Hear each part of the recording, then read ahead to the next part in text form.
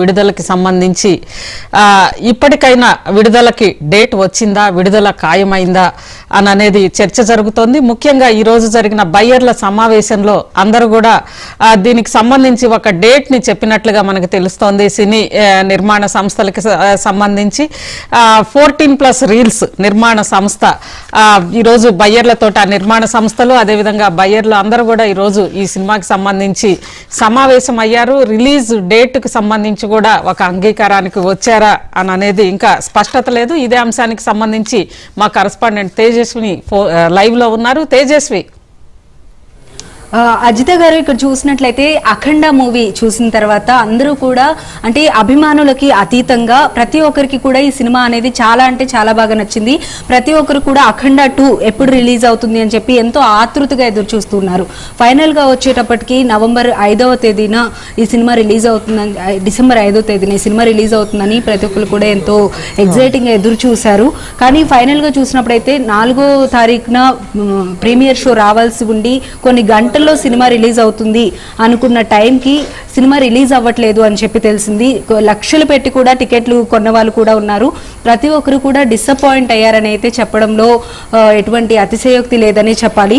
అయితే ఈ మూవీ వచ్చేటప్పటికి టెక్నికల్ ఇష్యూ వల్ల సినిమా ఆగిపోయింది అని చెప్పైతే ఆ టైంలో బయటికి ఒక న్యూస్ అయితే రిలీజ్ చేయడం జరిగింది. కానీ ఫైనల్ గా వచ్చేటప్పటికి అసలు విషయం ఏమిటి అంటే ఈ 14 రీల్స్ సంస్థ ఎవరైతే ఉందో రామ్ ఆచంట, అలాగే గోపీచంద్ ఆచంట, అనిల్ సుంకర, వీళ్ళు ఒక 3 సినిమాలకి దూకుడు, అలాగే ఆగడు, నేనొక్కడినే, ఈ 3 సినిమాలకి సంబంధించి ఫినాన్స్ అనేది తీసుకోవడం జరిగింది.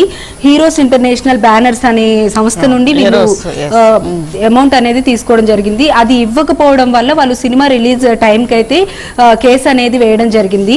అది కూడా వీళ్ళు నెగ్లెక్ట్ చేసి సినిమా అనేది కంపల్సరీ రిలీజ్ చేస్తాము అని చెప్పి ధైర్యంగా ముందడుగేశారు. కానీ కరెక్ట్ గా సినిమా రిలీజ్ అవుతుంది అనుకునే టైంకి ఇంజెక్షన్ ఆర్డర్ అనేది గవర్నమెంట్ కోర్టు నుండి రావడం జరిగింది. అది తమిళనాడు కోర్టులో ఈ కేసు అనేది వేయడం జరిగింది అనమాట. తమిళనాడు కోర్టు నుండి ఇంజెక్షన్ ఆర్డర్ ఇచ్చారు. ఒకవేళ ఇది వెకేట్ అయితే కనుక సినిమా రిలీజ్ అవుతుంది అనేది అయితే పాసిబిలిటీ ఉంది. ఒకవేళ ఈ కేసు అనేది వెకేట్ అయితే మాక్సిమం 25వ తారీఖున రిలీజ్ చేయడానికి సిద్ధంగా ఉన్నట్లు కూడా తెలుస్తోంది. ఏదేమైనా సరే ఈ కేసు అనేది వెకేట్ అవ్వాలి, ఆ తర్వాతనే మూవీ రిలీజ్ అనేది ఉంటుంది.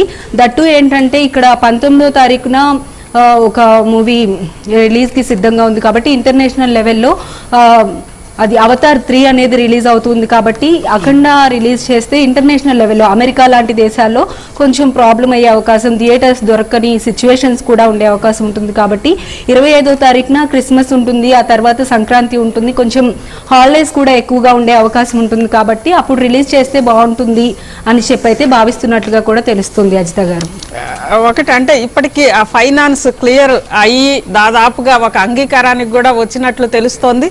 మొత్తం మీద డిసెంబర్ 25న ఈ మూవీ రిలీజ్ అయ్యే అవకాశం ఎంతవరకు ఉంది తేజస్వి? అంటే బయ్యర్లు దాదాపుగా ఆ డేట్ ని చెప్పినట్లుగా సమావేశం వివరాలు తెలుస్తున్నాయి కదా.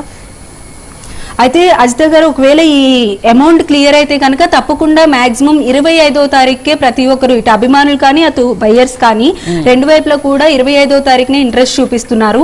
ఈ మధ్యలో కనుక మూవీ రిలీజ్ అయితే మధ్యలో కొన్ని ఇంపార్టెంట్ మూవీస్ కూడా ఉన్నాయి కాబట్టి ఆ టైంలో కొంచెం ప్రాబ్లం అయ్యే అవకాశం కూడా ఉంది.